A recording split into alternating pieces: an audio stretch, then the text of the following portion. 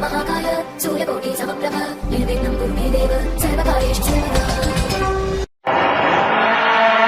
जब रात होती है तो हम एक दिया जला देते हैं और उसकी रोशनी में खुद को महफूज समझते हैं, मगर उस रोशनी के परे जो अंधेरा है वो अपने अंदर बहुत सारी कहानियां समेटे हुए है और इन्हीं कहानियों को आप पर लेकर आता है। रात के अंधेरे में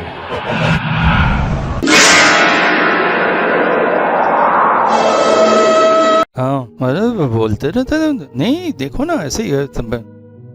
गांव के एक रास्ते में कुछ लोग खड़े हुए आपस में बातें कर रहे थे। अचानक वहां से सनातन साइकिल पर गुजरा। लोगों की बातें सुनकर पहले तो वहां से निकल जाना चाहता था, मगर फिर रुककर पूछ ही बैठा, क्या हुआ, किस बात को लेकर इतनी बातें चल रही है आप लोगों में? अरे और पूछो मत, वो जो अमृत दादा हैं, देख तो रहे हो उनकी हालत। आजकल किसी को दवाई ही नहीं देते, कोई भी उनके पास जाए डांट कर गाली देकर भगा दे रहे। पता नहीं क्या हो गया, इधर दिन भर घर से दवाई कूटने की आवाज आती है, ना जाने इतनी दवाई का करता क्या है। गांव का वैद्य अमृत वृद्धावस्था तक पहुंच चुका है और शायद इसी वजह से उसका मस्तिष्क संतुलन बिगड़ गया है।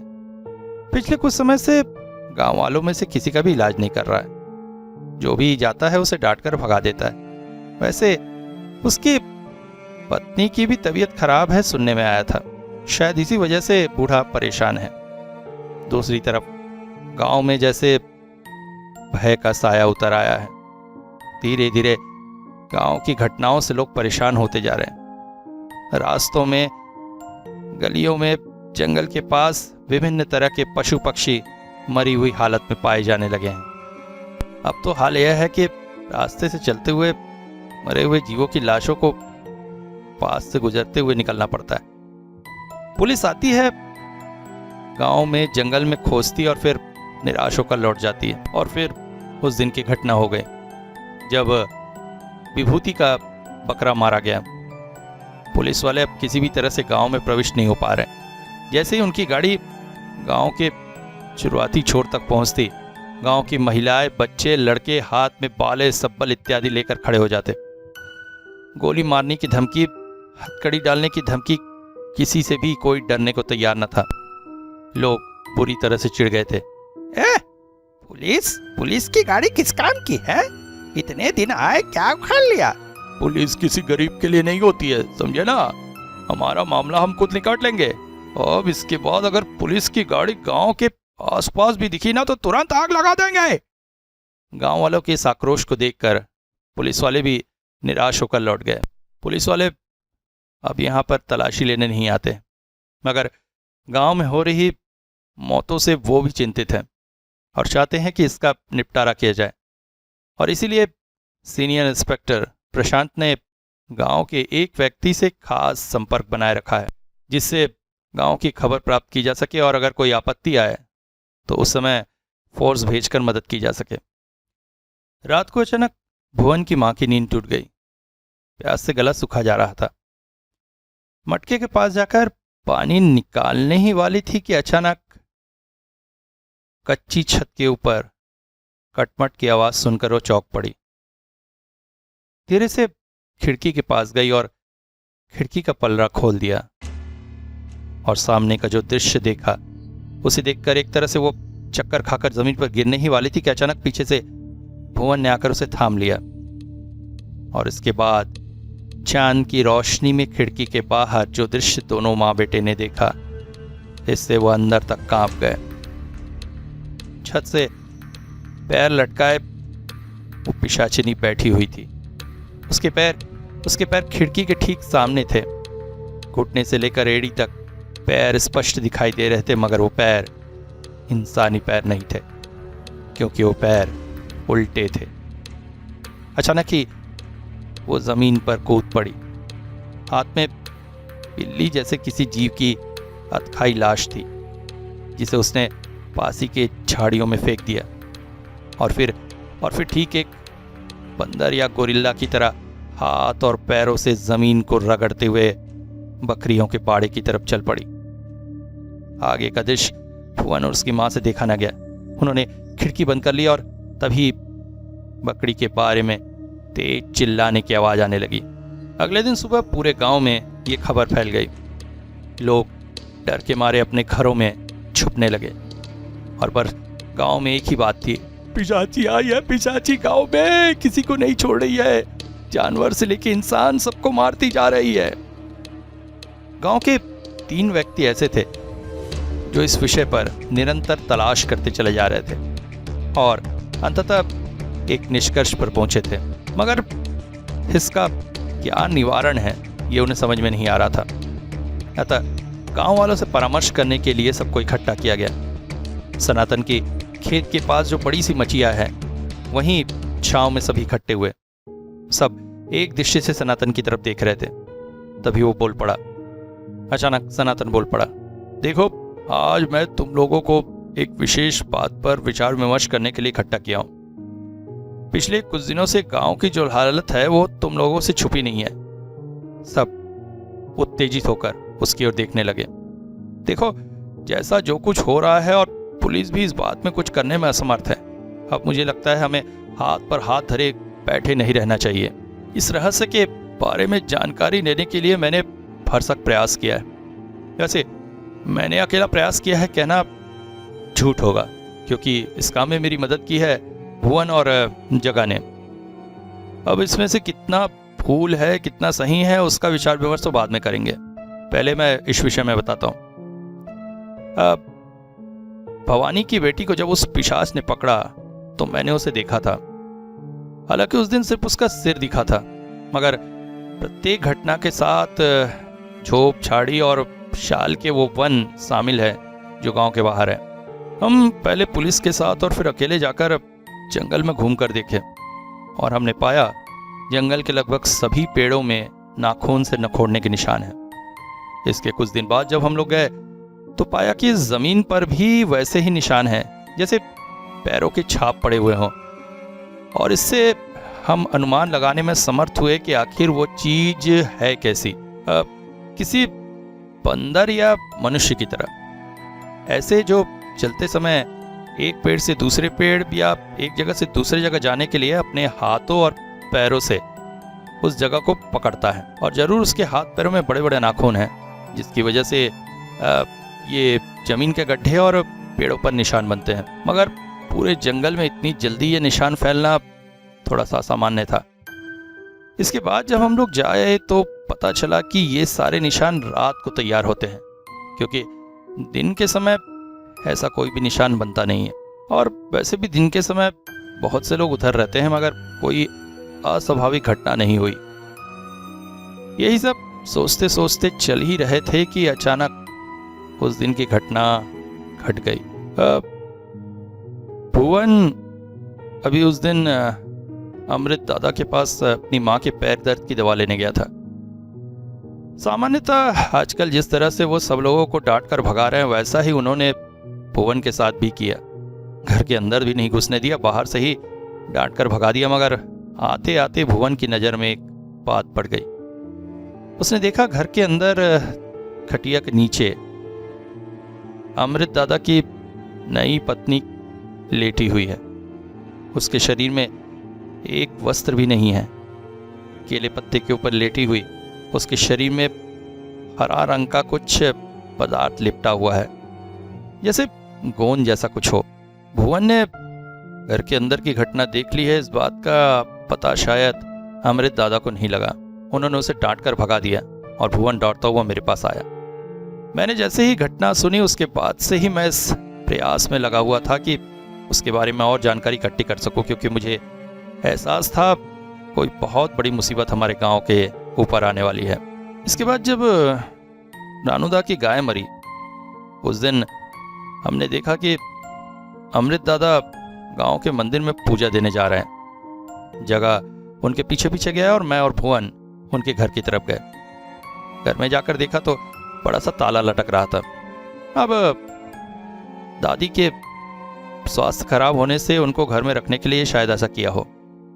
हम लोग बहुत प्रयास किए अंदर जाने का, मगर जब सब बातों में असफल हुए तब तार से चुपचाप ताला खोलकर उनके घर में प्रविष्ट हुए।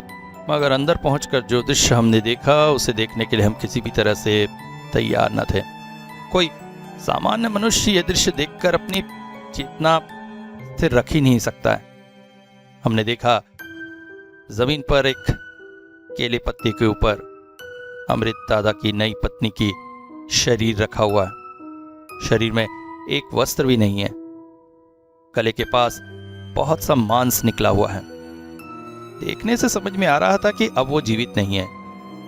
शरीर के ऊपर कुछ हरे रंग का चिपचिपा पदार्थ लगा था। दवाई की तेज झांझ से दिमाग जैसे झंझना उठता था। समझ में आ गया था मुर्दा काफी दिन पुराना है, खराब ना हो जाए इसलिए विशेष तरह का लेप चढ़ाकर रखा गया और घर में आसपास बहुत से अलग अलग तरह के पेड़ पौधों की पत्तियां और जड़ें पड़ी हुई थी। वहां की जो परिस्थिति थी उससे हम लोगों का जी मतला रहा था। ज्यादा देर रुकना वहां संभव नहीं था, तब ताला लगाकर वापस आ गए। अगले दिन सुबह जगा ने बताया कि दादा मंदिर में न जाकर मंदिर के पीछे के जंगल में एक झोपड़ी में गए थे। झोपड़ी के पास जाकर जगा ने काफी झांक ताक करने की कोशिश की, मगर उसे कुछ भी न दिखा और कुछ भी सुनाई नहीं दिया। करीब घंटे भर बाद अमृत दादा झोपड़ी से निराश चेहरा लेकर बाहर निकल आए और उसके बाद सीधा घर चले गए। इस बात से मुझे जो समझ में आता है वो है दादा ने अपनी पत्नी को मार डाला है और तंत्र मंत्र के जरिए उसे पिशाचनी में बदल दिया है और वही पिशाच निरीह पशुओं और मनुष्यों को मार रहा है। मुझे शक और भी तब हुआ जब उस दिन दादा मेरे पास आए थे और गांव में 2 लोगों की मौत पर मुझसे चर्चा कर रहे थे कि वो कैसे मरे, मरने वाला जानवर है कि इंसान है, ऐसी ही बातें। कैसे गांव वालों को इन सब से बचाया जा सकता है, इस पर भी वो मुझसे चर्चा कर रहे थे। वो ये बात समझ गए थे कि मेरे दिमाग में कुछ चल रहा है और मैं कुछ समझने लगा हूँ, क्योंकि उन्होंने हम लोगों को जंगल में जाते देख लिया था। और इसके बाद जब गांव में हुई मौतों के बारे में मैं लोगों से पूछताछ करने लगा, इससे वो डर गए थे। इसीलिए उन्होंने अपने आप को घर में बंद कर लिया, किसी को घर में घुसने नहीं देते थे, दवाई देना भी बंद कर दी। मगर उन्होंने ऐसी हरकत क्यों की ये मैं नहीं बता सकता। ये जानने के लिए हमें उनके समक्ष ही जाना पड़ेगा। और ये कहते कहते अचानक सनातन ने एक तरफ उंगली का इशारा किया। सारे गांव वालों ने देखा भुवन और जगा अमृत को अपने हाथों में पकड़े खींचते खींचते उन्हीं की तरफ ला रहे और गांव वालों के समक्ष लाकर उसे जमीन में एक जगह बैठा दिया। अपराधी के तरह सर नीचा किए अमृत वहां बैठा हुआ था। जमीन पर बैठे हुए अमृत को गांव वाले अलग तक तरह से गालियां और उलाहनाएं दे रहे थे। डर के मारे वो सिमट कर बैठा हुआ था। इसके बाद भुवन के बहुत जोरदार डांट लगाने पर उसने मुंह खोला और सुनाई एक अलौकिक घटना, एक ऐसी घटना जिसे सुनकर वहां उपस्थित प्रत्येक व्यक्ति की रीढ़ की हड्डी से एक ठंडी हवा सी बह निकली थी। अमृत दादा की पहली पत्नी की मृत्यु होने के पश्चात अपनी बेटी जूनी की देखभाल के लिए उन्होंने दूसरा विवाह किया पासी के गांव के माधवी के साथ। मगर कहां बेटी की देखभाल, बेटी पर अत्याचार बढ़ गए। नई पत्नी बेटी से घर का सारा काम कराती थी और उसके बदले में मिलते थे उसे मारपीट, खाना पीना तो दूर की बात थी। माधवी काला जादू जानती थी और इसी से वो गांव के विभिन्न लोगों को बीमार करती रहती थी ताकि अमृत की वैद्यगिरी अच्छे से चलती रहे। कभी कभी अमृत को यह लगता था कि माधवी ने शायद काला जादू से ही उसे वश में किया था, वरना इस छोटे से गांव में एक 10 साल की बच्ची का पिता दूसरा विवाह क्यों करेगा। धीरे धीरे अमृत का व्यापार अच्छा चलने लगा, मगर उससे भी माधवी को संतुष्टि नहीं थी। बेटी के प्रति उसकी घृणा कम नहीं हुई। एक दिन भात गालते हुए हाड़ी से कुछ माड़ उसके हाथों में गिर गया था, जिसकी जलन से बचने के लिए उसने हाथ जब झटका तो हांडी से कुछ भात बाहर गिर गया। से क्रोधित होकर माधवी ने एक बड़े से डंडे से जूनी के सिर पर प्रहार कर दिया, जिसके चलते जूनी की आंखें हमेशा के लिए चली गईं। मगर अंधी होने के बाद भी उसके दुख के दिन जैसे खत्म न हुए। इस तरह अत्याचार सहते सहते बीत गए 10 साल। फिर एक दिन अचानक रात में सोते हुए जूनी को सांप ने काट लिया, जिससे उसकी मृत्यु हो गई। मगर ये मृत्यु कितनी स्वाभाविक थी इस पर तो खुद अमृत को भी शक था, मगर काले जादू के डर से बेचारा चुप ही। इसके बाद नियमानुसार सांप का काटा होने की वजह से जूनी के शरीर को गांव के नदी में बहा दिया गया था। यही तक गांव वाले जानते हैं, मगर इसके बाद का जो विषय है वो उसको बिल्कुल भी नहीं जानते थे। अमृत की पत्नी माधवी ने जूली की लाश को चुपचाप उठा लिया था और फिर काले जादू का डर दिखाकर उसके पिता का मुंह बंद कर वो एक भयानक साधना में लिप्त हुई, जिसमें उसने जूनी को एक पिशाचिनी में परिवर्तित कर दिया। लक्ष्य था उसे वश में कर उससे अपनी कार्य सिद्ध कराएगी। हालांकि अमृत ने आगे आने वाली एक भयानक मुसीबत को पहले ही महसूस कर लिया था और इसकी शुरुआत हुई गांव में हो रही मर्मांतक घटनाओं से। जूली भयानक पिशाचिनी में परिवर्तित हो गई थी, मगर चूंकि आघात से उसकी आंखें चली गई थी, पिशाचिनी होने के बाद भी वो अंधी ही रही। इसलिए सूंघ कर वो अपना शिकार खोजती थी और हाथ और पैरों के बल से रास्ता खोजती थी और अपना शिकार करती थी। वो अपने कान हमेशा खड़े रखती थी और थोड़ा सा शब्द सुनते ही साथ तेज वेग से जाकर वो अपने शिकार पर झपट पड़ती थी और फिर उस जीव की लाश को लेकर जंगल में गायब हो जाती थी। फिर उस जीव की आत्मा को बंदी करके उस पिशाचिनी को और शक्तिशाली करती जा रही थी माधवी। जब गांव के 2 व्यक्तियों की मृत्यु हो गई, तब अमृत ने महसूस किया था कि पत्नी की यह साधना कितनी भयानक हो सकती है, और एक दिन न रहकर उसने रात्रि में पत्नी की साधना में व्यवधान लेने की कोशिश की और इससे उन दोनों में धक्कम धक्का हुआ। साधना में व्यवधान घटने से न जाने कहां से प्रकट हुई जूनी और अचानक ही माधवी के ऊपर उसने हमला कर दिया और माधवी को मारकर जंगल में गायब हो गई। ये सब घटना इतने अचानक हुई थी कि माधवी को चीखने तक का मौका नहीं मिला था, वो तुरंत ही मर गई थी। इसके बाद तंत्र मंत्र के सारे सामान को अमृत ने आग लगा दिया था, मगर इन सारी घटनाओं पर गांव वालों की क्या प्रतिक्रिया होगी इस बात से वो बहुत अधिक डर गया था और इसी डर से उसने गांव में किसी को ये बात न बताई, बल्कि गांव के मंदिर के पास के जंगल से कुछ विशेष तरह की जड़ी बूटी पत्तियां लाकर उसका लेप बनाकर पत्नी की लाश पर लगा दिया ताकि लाश की सड़ने की बदबू गांव में न फैले। मगर इसके बाद भी जब गांव में मौतों का सिलसिला खत्म नहीं हुआ, तब अमृत को समझ में आ गया कि मौत का खेल इतनी आसानी से बंद नहीं होने वाला। मगर इस विपत्ति को रोकना उसके बस में नहीं था, इसलिए लज्जा, घृणा और डर के मारे उसने गांव वालों से मिलना बंद कर दिया था, अपने आप को एक घर में बंद करके रख लिया था। मगर उसके बाद भी मौत का यह खेल खत्म नहीं हुआ। हालांकि इसे रोकने का उसने एक प्रयास किया था, और यह प्रयास कैसे किया था वो भी उसने सबको बताया। अमृत के अनुसार एक ही व्यक्ति है जो इस मौत लीला को रोक सकता है, और वो बार बार उसके पास जाकर उससे निवेदन कर चुका है, मगर उसने मदद नहीं की। अभी अमृत ये सब गांव वालों को बता ही रहा था कि उसकी बातों को बीच में काटकर एक अनजान व्यक्ति वहां पर प्रकट हुआ। सबने देखा उस व्यक्ति ने बहुत ही गंदा कपड़ा पहना हुआ था, बाल बिखरे हुए, दाढ़ी उगी हुई, शरीर में स्नान न करने की वजह से मैल और बदबू सबने महसूस की। हाथों में एक हुक्का पकड़े वो सबके सामने खड़ा था। हुक्के पर फूंक मारते हुए बोला, मैं कुछ कहना चाहता हूं आप लोगों के सामने। सब नफरत की दृष्टि से उसकी तरफ देखने लगे। नफरत की वजह स्पष्ट थी। ऐसा एक पागल सा दिखने वाला व्यक्ति इतने गंभीर मसले पर क्या बोलना चाहता है। अचानक उसे देखते अमृत जैसे उसके पैरों पर लौट पड़ा। बार बार उसके पैरों पर सिर रगड़ता हुआ वो बार बार बोले जा रहा था, बाबा बाबा तुम आ गए, इतने बार बुलाया तुम नहीं आए और सब कुछ समाप्त होने के बाद तुम आ गए। अमृत किस तरह के व्यवहार से सब लोग आश्चर्यचकित हो गए, मगर अमृत उसे पहले से कैसे जानता था, इस बात का पता चला सबको थोड़ी देर बाद। वो व्यक्ति हंसते हुए बोला, मैंने तो तुझे कहा ही था, उचित समय आने पर मैं खुद आऊंगा। मुझे बार बार परेशान मत कर। उसके बाद गांव वालों की तरफ देखकर वो बोला, अच्छा आप लोग मेरी बात जरा ध्यान से सुनिए। अगर आप लोगों को लगता है कि मैं कुछ गलत बोल रहा हूं तो मुझे गांव से बाहर निकाल दीजिएगा। इस तरह के पागल से दिखने वाले व्यक्ति के मुंह से ऐसे नपातुला शब्द सुनकर सभी आश्चर्यचकित हो गए, मगर उस व्यक्ति में कोई आकर्षण था, इसकी वजह से वो लोग चुपचाप उसकी बात सुनते रहे।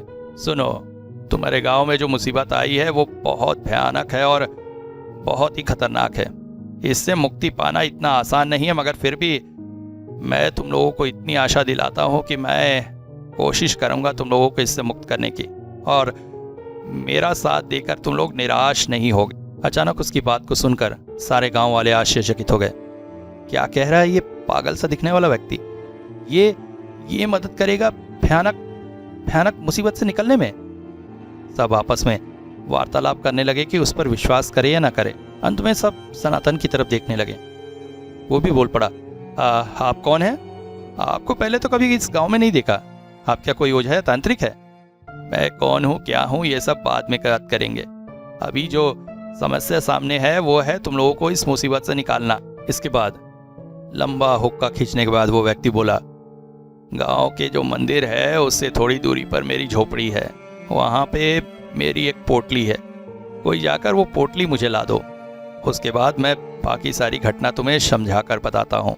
इसके बाद लोगों को समझने में देर न लगी कि जगह ने जो बताया था कि अमृत मंदिर के पीछे एक जंगल में एक झोपड़ी में जाता था, उस झोपड़ी में ये व्यक्ति भी वहां रहता था। मतलब इन दोनों के बीच में कोई ना कोई संपर्क अवश्य है। कुछ देर तक फिर आपस में वार्तालाप होने लगी। अचानक सनातन की बात से सब चुप हुए और उसी के कहने पर भुवन को भेजकर वहां से उसकी पोटली मंगा दी गई। फिर पोटली लेकर वो व्यक्ति जंगल की तरफ चल पड़ा, मगर जाते जाते सनातन भुवन और जगह को बोला, आज दोपहर के समय लौटकर मैं तुम लोगों से बातचीत करूंगा, मगर ये बातचीत एकदम अकेले में होगी, यहीं पर मुझे मिलना। कहकर वो व्यक्ति जंगल की तरफ चला गया। लौटकर अकेले में क्या बात हुई ये किसी को पता नहीं चली। अभी तो सनातन ने सब लोगों को बहुत सावधानी से रहने का निर्देश दिया। गाय, मुर्गी, बकरी, पालित जानवर सबकी रक्षा करने के लिए सबको तैयार रहने के लिए कहा। मगर उस रात फिर किसी भी पशु या इंसान की आर्तनाद नहीं सुनाई दिया। सब कुछ शांत रहा। मगर सवेरे से ही सनातन, जगह और भुवन बड़ी बड़ी बोरों में भरकर कुछ चीजें जंगल की तरफ ले जाने लगे। गांव वालों ने जब पूछा तो उनसे कहा कि दोपहर को सबको सब पता चल जाएगा। अभी सब चुप रहें और शांत रहें, सबकी मदद हो जाएगी। गांव वालों को जैसे घने अंधेरे में छोटी सी रोशनी की किरण दिखने लगी और इंतजार करने लगे उन तीनों के कुछ बताने का। दोपहर में फिर गांव वाले एक साथ इकट्ठे हुए। उनके सामने बड़े बड़े थैले रखे थे। सनातन अचानक बोल पड़ा, कल आप लोगों ने जिसे देखा वो खेपा बाबा हैं। उन्हें पगला बाबा भी कहा जाता है। राजवंश के पुरोहित हैं। राजा के आदेश के विरुद्ध भी बलि प्रथा जारी रखने से माँ दुर्गा का श्राप उनके परिवार को लगा था। 13 पुश्तों तक वो इस गांव की सेवा करते रहेंगे, तभी उनका श्राप मिटेगा। इसीलिए वो इस गांव की सेवा करना चाहते हैं ताकि उनके परिवार पर लगा श्राप खत्म। गांव की मदद भी हो जाएगी और उनका पारिवारिक श्राप भी खत्म होगा। इसके लिए उन्होंने जंगल में एक विशेष तरह के यज्ञ का आयोजन किया है। उधर किसी का भी जाना निषिद्ध है, केवल मैं, जगह और भुवन ही उधर जाएंगे। आज की रात बहुत भयानक है, तुम सबको आज रात बहुत सावधानी से रहना होगा। हो सकता है 1-2 जाने भी जाएं, मगर मुक्ति अवश्य मिलेगी। और हाँ, ये लो थैले भर के राख, हर घर के चारों ओर इन राख से गोले बना देना और रात को सावधानी से रहना। शाम ढले ही सब लोग अपने घरों में घुस जाना। कहकर सनातन जाने लगा। फिर अचानक लौट कर आया, बोला, अच्छा मैंने पुलिस को भी खबर दे दी है, हो सकता है उनकी मदद लेनी पड़े। अचानक लोगों में एक हलचल सी मच गई।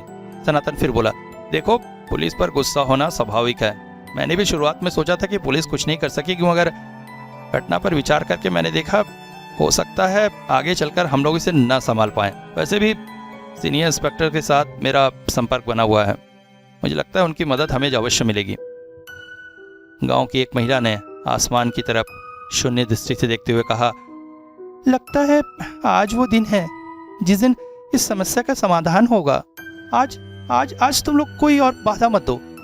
सनातन दा जो करना चाहते हैं करने दो। मुझे लगता है इससे हमारा भला ही होगा। गांव वाले आपस में अब जो बातें कर रहे थे उससे समझ में आ रहा था कि पुलिस के आने पर अब उन्हें आपत्ति नहीं रह गई है। सनातन भी चला गया। शाम ढलते ढलते सब लोग अपने घरों के चारों ओर राख से गोला बना लिए और अपने अपने घरों में जाकर छुप गए। सनातन, भुवन और जगा के परिवार वाले भी उनके इस भयानक काम में जाने से उन्हें रोक रहे थे, मगर उनकी बातों को न मानकर वो लोग उनकी इच्छा के विरुद्ध ही पगला बाबा के साथ इस भयानक काम में मदद करने पहुंच गए। आज की रात दूसरी रातों से बहुत ज़्यादा अलग थी। आज जैसे प्रकृति को भी पता था कुछ होने वाला है। आज एक भी जंगली पशु आवाज नहीं कर रहा था, ना ही रात के पक्षी आवाज कर रहे थे। कुत्ते भी अपने दुमदमाए चुपचाप पड़े हुए थे। जंगल की तरफ से धीमी मंत्रोच्चारण की आवाज आ रही थी। आंख की रोशनी जैसे जंगल को किसी मायावी आवरण में ढके हुए थी। एक भी इंसान की आंखों में नींद नहीं थी। सबके कान बस जंगल की तरफ से आ रही आवाजों को सुनने में लगे हुए थे। गांव के बच्चे भी जैसे आज की रात सोना नहीं चाहते थे, बस अपनी अपनी माओं के गोद में सिमटे आंचल से मुंह ढके हुए रात जगा कर रहे थे। जंगल में जिस जगह पेड़ों पर ज्यादा नाखूनों के निशान थे, उसी जगह पर पगला बाबा ने अपनी साधना शुरू की थी। आसपास फैले घने जंगल की झाड़ी झुंझाटियों में पुलिस का दल हाथों में बंदूक लिए पूरी तरह से तैयार है। करीब 100 पुलिस वाले आज की रात यहाँ पर छाए हुए हैं, मगर वो भी खेपा बाबा के निर्देश को पूरी तरह से पालन कर रहे हैं। पगला बाबा के निर्देश आने तक किसी भी तरह का कोई भी प्रतिक्रिया नहीं की जा सकती, फिर चाहे वो गोली चलाना हो या एक साथ निकलकर विपत्ति के ऊपर टूट पड़ना हो। यहाँ पर अत्यंत सावधानी बहुत जरूरी है। थोड़ी सी भी गलती से बहुत सी जाने जा सकती हैं। सब अपना दम साधे आगे आने वाले समय का इंतजार कर रहे हैं। अपने चारों तरफ 4 धुनियां जलाकर वो व्यक्ति बैठा हुआ है। बिखरे बाल और मलिन कपड़ों में कोई परिवर्तन नहीं है। अपने चारों ओर एक घूसर रंग के किसी पदार्थ से उसने गोला बनाया है। सामने धू धू करके जल रही है यज्ञ कुंड और उसके पास ही लिटाया गया है माधवी के बासी मृत शरीर को। कुछ साधना योग्य पदार्थ भी इधर उधर पड़े हुए हैं। बिल्कुल निश्चिंत भाव से शाल पत्ती के बने आसन के ऊपर बैठे हुक्का पी रहे हैं पगला बाबा। हाव भाव ऐसा जैसे कुछ हुआ ही ना हो, मगर उस गोले के अंदर भयभीत चेहरा लिए हुए बैठे हुए हैं सनातन, जगा और भुवन। आज कितनी रातें हो गई हैं, वो लोग रात को घर से बाहर नहीं निकले हैं, मगर आज इस गहरी रात में जंगल के इस हिस्से में एक भयानक घटना का प्रत्यक्ष दर्शन करने के लिए बैठे हुए हैं 3 साधारण इंसान। विषय को सोचते ही गांव वालों के दिल जैसे धड़क उठते हैं। अभी सिर्फ इंतजार और इंतजार। कुछ ही देर बाद अचानक खड़खड़ की आवाज आने लगी। पगला बाबा को छोड़कर बाकी तीनों सतर्क उठे और सुनने का प्रयास करने लगे कि आवाज कहां से आ रही है। अचानक ही पगला बाबा ने लाश के सिर से एक गुच्छा बाल तोड़कर निकाला और उसे यज्ञ कुंड में डाल दिया। बाल चट चट की आवाज के साथ जलने लगे।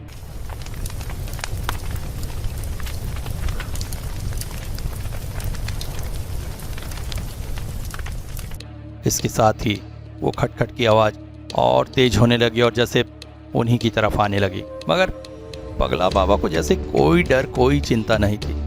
वो निर्विकार रूप से अपनी जगह पर बैठे रहे और धीरे धीरे लाश के शरीर से काटने लगे। कभी नाक, कभी कान, कभी गाल से कुछ मांस का अंश, कभी हाथों की अंगुलियां तो कभी पैरों की अंगुलियां, और फिर धीरे धीरे करके उन्हें अग्निकुंड में डालते रहे। अग्नि की लंबी जीभ लपलपाकर जैसे मानव मांस का स्वाद का भक्षण कर रही थी। धीरे धीरे वो आवाज उनके पास ही के एक पेड़ के ऊपर सुनाई देने लगी। इंसानी मांस के जलने की बदबू से पूरा वातावरण भर उठा था। कुंड के पास ही बैठे होने के कारण सनातन, भुवन और जगा का जी मचलाने लगा। उनकी इस हालत को देखकर अचानक पगला बाबा जैसे चीख उठे, खबरदार, अगर उल्टी लगे तो इस यज्ञ कुंड के ऊपर करना, बाहर बिल्कुल नहीं करना। उनकी इस बात को सुनकर जैसे तीनों के शरीर सिहर उठे। किसी तरह से नाक मुंह बंद करके वो चुपचाप अपने आप को कंट्रोल करके बैठे रहे। अब पेड़ से आ रही आवाज़ बहुत तेज हो गई। ऐसा लगने लगा जैसे जैसे कानों को भेदती जा रही है। अचानक अपने पास रखे एक गीले कपड़े को यज्ञ कुंड में डाल दिया पगला बाबा ने, और उसके साथ ही अग्नि कुंड से न जाने कौन कौन से तरल पदार्थ बाहर निकलकर छिटक छिटक कर गिरने लगे। गर्म के तेल की कढ़ाई पर पानी के छींटे पड़ने से जिस तरह से तेल छिटक छिटक कर बाहर आता है, ठीक वैसा ही पगला बाबा का पूरा शरीर जैसे भर उठा था उस तरल से। मगर आश्चर्यजनक रूप से सनातन जगा और भुवन के शरीर पर एक छींटा भी नहीं गिरा। डर के मारे उन तीनों के शरीर जैसे बर्फ से ठंडे हो गए थे। इसके पश्चात अपने पास रखे 2 छोटी छोटी मछलियों को यज्ञ कुंड में डाल दिया पगला बाबा ने। साथ ही साथ एक ठंडी हिसहिसाहट की आवाज पूरे जंगल में जैसे गूंजने लगी, जैसे सांप हिसहिसाता है। ये उसी से मिलता जुलता था। तीनों अत्यधिक भयभीत हो उठे थे। सामने एक सड़ी गली लाश रखी है और बाहर एक पिशाचिनी पूरे जंगल में नाचती फिर रही है। वो कैसी भयानक परिस्थिति है, उसे खुद न महसूस करने से उसका वर्णन कर पाना संभव नहीं है। अचानक ही पगला बाबा बोल पड़े, डरो मत, वो तुम लोगों का कुछ नुकसान नहीं कर पाएगी। अरे मैं हूं ना, चुपचाप बैठे रहो। इन बातों ने उनके मन में हिम्मत का संचार किया। इसके बाद पगला बाबा उठ खड़े हुए और फिर हुक्का में दम देने लगे और दूसरी तरफ वो पेशाचिक आक्रोश जैसे बढ़ता जा रहा था। अब आसपास के पेड़ जोर जोर से हिलने लगे। अचानक आसपास से कोई दौड़ कर गया। अब पेड़ों में नखोड़ने की आवाज़ नहीं आ रही थी, उसकी जगह आसपास की सूखी पत्तियों पर किसी के दौड़ने की आवाज़ आने लगी। अचानक तीनों चौंक उठते हैं और इधर उधर नजर दौड़ाकर देखने की कोशिश करते हैं कोई दिख रहा है क्या, पर नहीं, कोई नहीं दिख रहा है। मगर अब पगला बाबा ने जो किया उससे वो तीनों आश्चर्यचकित हो उठे। पासी में रखे पानी के घड़े को उड़ेल दिया उन्होंने अग्निकुंड के ऊपर। भक्त से एक बार जलकर वो अग्नि बुझ गई। रोशनी का बड़ा स्रोत खत्म हो चुका था। अब गोले के चारों ओर सिर्फ 4 छोटी छोटी धुनियां जल रही थी। एक बार फिर से पगला बाबा ने हुक्के में दम मारा।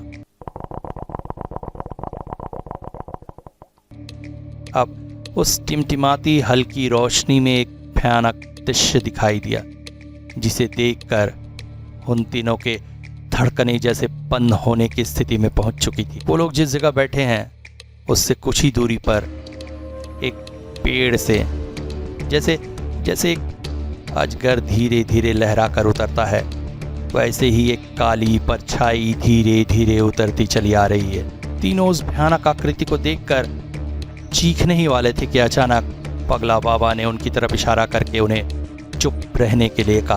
चुप, एकदम चुप। इसके बाद बुझती हुई अग्नि के उस कुंड से हड्डियों के टुकड़े धीरे धीरे निकाल कर लाए पगला बाबा। तब तक वो काली आकृति जमीन पर उकड़ू बैठकर जमीन को खिसकती हुई धीरे धीरे उनकी तरफ बढ़ रही। अंधेरे में भी स्पष्ट दिख रहा था उसकी आंखें जैसे आग सी जल रही हैं। पगला बाबा हड्डियों से राख झाड़कर उसे फेंकने लगे उस आकृति की तरफ। अगले ही पल पत्तों पर हुई आवाज को सुनकर वो अंधी पिशाचिनी तेजी से कूद पड़ी उस तरफ।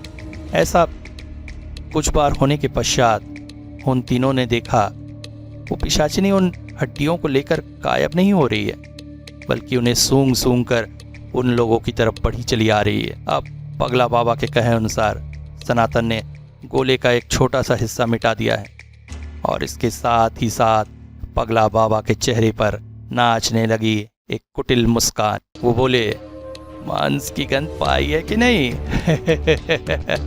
ये खून और मांस की प्यास ही तुझे नष्ट करेगी।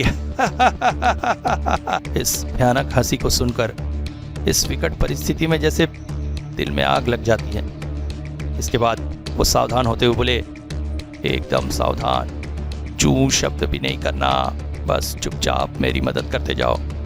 इसके बाद उनके कहे अनुसार गोले के अंदर शराब की बोतलें खोलकर उसे जमीन में डालने लगे वो लोग। माधवी के शरीर को भी शराब से पूरी तरह से गीला कर दिया गया।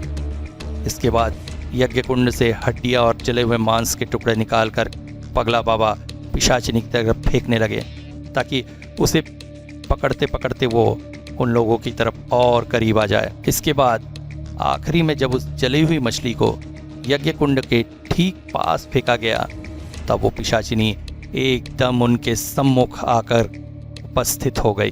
तब पहली बार हल्की रोशनी में उन तीनों लड़कों ने उस पिशाचिनी को प्रत्यक्ष रूप से देखा।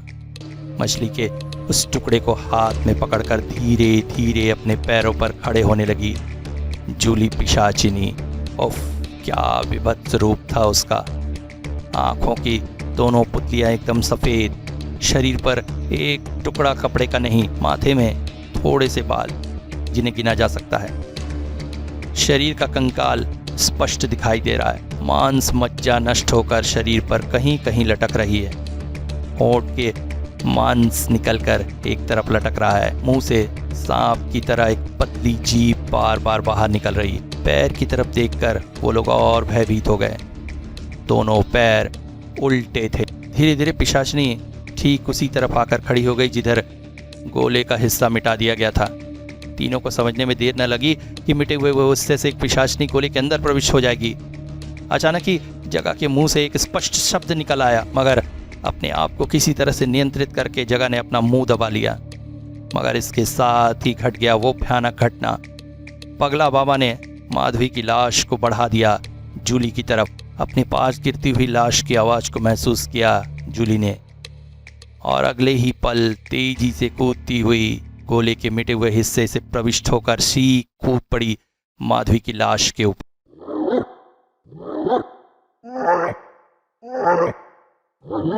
और अगले ही पल अचानक पगला बाबा ने तीनों लड़कों को ढकेलकर गोले से बाहर डाल दिया और खुद कूद पड़े उस पिशाचिनी के ऊपर। इस धक्का धक्के में आसपास रखे उन धुनियों की आंख जमीन पर गिर पड़े थे। पगला बाबा के निर्देश पर गोले के चारों तरफ उस समय शराब छिड़की गई थी।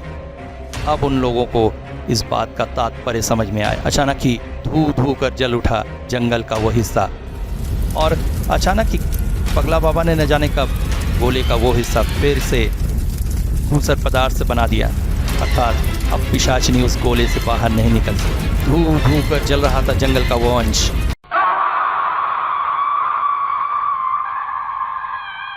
पिशाचिनी की भयानक चीख से पूरा जंगल गूंज उठा। इसके साथ ही धू धू कर जल रहा था 3 शरीर जो उस गोले के अंदर थे। पूरा जंगल जले हुए मांस की बदबू से भर उठा। उस गोले के अंदर जलते शरीर से ही अचानक पगला बाबा चीख उठे, जल्दी करो, इंतजार मत करो, पुलिस को बुलाओ और जल्दी से आग बुझाओ वरना पूरे जंगल में आग लग जाएगी। इसके बाद धू धू कर जलती अग्नि तीनों शरीरों को लीलने लगी। फिर पुलिस और गांव वालों की मदद से लगभग रात भर आग बुझाने की प्रक्रिया चलती रही, मगर सवेरे सब आश्चर्यचकित हो गए क्योंकि वहां से कुछ एक हड्डियां ही मिली, और उन हड्डियों को देखकर लग रहा था कि वो 3 इंसानों के शरीर की नहीं हो सकती। मगर गांव वाले इस बात को लेकर ज़्यादा चिंतित नहीं हुए। बस इस बात से उनके हृदय श्रद्धा से भर उठे कि कोई इंसान कितना महान होगा जो गांव वालों के लिए अपने प्राण भी दे सकता है। उधर सीनियर इंस्पेक्टर का दिल बहुत दुखी था। सनातन, इतने सारे लोगों के रहते हुए भी तुम्हारे पगला बाबा को हम बचा नहीं सके। गांव वालों की मदद करके, मुसीबत को दूर करके, विज्ञान को आश्चर्यचकित करके तुम्हारे पगला बाबा जीत गए। इसके बाद गांव में फिर कोई भी विभत्स घटना नहीं हुई। हाँ, ये अवश्य है कि रात को निरापद रूप से वो बाहर नहीं निकल पाते थे, मगर उन्हें पता था कि डर का कारण जंगली जीव जंतु है, न कि जूली पिशाचिनी। अमृत जेल में है।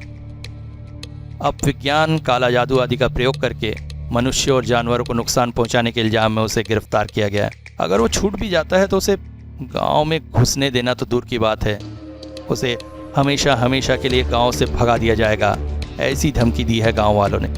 भुवन अब शहर चला गया है, वहां जाकर वो पढ़ाई लिखाई कर रहा है। जब जब गांव के पास से गुजरता है, सनातन का दिल कचोट उठता है पगला बाबा के लिए। पगला बाबा का ये बलिदान गांव में एक उदाहरण बनकर सबके सामने प्रकट हुआ। गांव का कोई भी बच्चा खाना खाते हुए या सोते समय अपनी माँ से कोई कहानी सुनाने कहे तो उसकी माँ कुछ इस तरह बताती है। इस गांव में एक समय एक पिशाचिनी आई थी, जानता है? धीरे धीरे गांव के जानवर और इंसानों को मारने लगी। उसका नाम क्या था माँ? मरने से पहले उसका नाम था जूली। मगर मरने के बाद वो जो पिशाचनी हुई तो उसका नाम था जुजुली। अचानक ही पूरा जंगल जैसे कांप उठा, पेड़ों पर नखोड़ने की आवाज आने लगी और तभी अचानक एक घर के आंगन में प्रकट हुआ एक पागल जैसा दिखने वाला व्यक्ति। थोड़ी देर रुककर वो पीने के लिए पानी मांगने लगा। ढलती शाम की हल्की रोशनी में उसका चेहरा प्रकट होने लगा। फटे हुआ कुर्ता, मैली धोती, उखड़े हुए बाल। प्राण महतो उसे गाली देकर भगाने वाला था, मगर वो व्यक्ति वहां से जाने को किसी भी तरह से तैयार न था। अंत में पत्नी के कहने पर उसे पानी पिलाकर विदा करने के वो एक छोटे से मटके में पानी लेकर उनकी तरफ बढ़ा, मगर जैसे ही हंडिया उसके हाथ में दी, पराग का शरीर जैसे कांप उठा। ये क्या, ये किसे दिख रहा है वो? मगर तब तक वो व्यक्ति उसके हाथों से मटका लेकर पानी पीना शुरू कर चुका था। उस अंधेरे धुंधलके में पराग महतो को पहचानने में थोड़ी भी मुश्किल न हुई कि वो किसके सामने खड़ा। अचानक ही उसके मुंह से निकल गया, पगला बाबा। उसकी इस बात को सुनकर वो व्यक्ति उसकी तरफ देखकर हंसकर बोला, मेरे लिए तो मरने का भी समय नहीं है रे, अभी बहुत काम बाकी है, बहुत काम।